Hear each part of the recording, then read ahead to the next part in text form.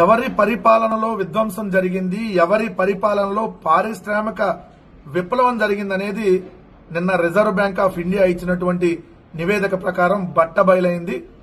ఏదైతే తెలుగుదేశం, జనసేన, ఈ కూటమి ప్రభుత్వం ఆ గాలి ఎల్లో మీడియా ప్రచారం చేస్తుందంతా ఏదైతే తప్పు అనేది నిన్న రిజర్వ్ బ్యాంక్ ఆఫ్ ఇండియా 2019-24 మధ్య పారిశ్రామిక ప్రగతి, తయారీ రంగంలో వృద్ధిపై స్థూల విలువ జోడింపు అంటే జీవీఏ గ్రాస్ వాల్యూ యాడెడ్ తో రిజర్వ్ బ్యాంక్ ఆఫ్ ఇండియా ఈ నెలలో విడుదల చేసినటువంటి నివేదిక ప్రకారం ఆంధ్రప్రదేశ్ రాష్ట్రం జగన్మోహన్ రెడ్డి గారు ముఖ్యమంత్రిగా ఉన్నప్పుడు 2019-24 మధ్య పారిశ్రామిక వృద్ధి రేటులో దక్షిణ భారతదేశంలోనే నెంబర్ 1 పొజిషన్ లో, దేశంలో 8వ స్థానంగా నిలిచినట్టుగా ఇండస్ట్రీ జీవీఏ ప్రకారం, ఇండస్ట్రీ గ్రోత్ వాల్యూ యాడెడ్ దాంట్లో చూస్తే, ఇండస్ట్రీ గ్రాస్ వాల్యూ యాడెడ్ దాంట్లో చూస్తే జీవీఏలో క్లియర్ గా 8వ ప్లేస్ దేశంలో ఆంధ్రప్రదేశ్ అండ్ సౌత్ ఇండియాలో నెంబర్ 1 ప్లేస్.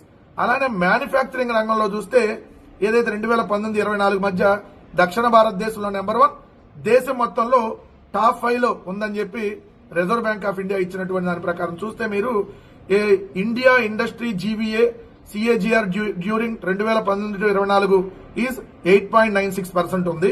అదే మ్యానుఫ్యాక్చరింగ్ రంగంలో చూస్తే 6.87% ఉంది. సౌత్ ఇండియాలో నెంబర్ 1 పొజిషన్ లో ఆంధ్రప్రదేశ్ ని జగన్మోహన్ రెడ్డి గారు ఉన్నప్పుడు తీసుకెళ్లాడు. ఏపీ బ్రాండ్ ని జగన్మోహన్ రెడ్డి గారు ఉన్నప్పుడే పరిశ్రమలు ఎక్కువ వచ్చినాయి, ఉద్యోగ అవకాశాలు ఎక్కువ వచ్చినాయి.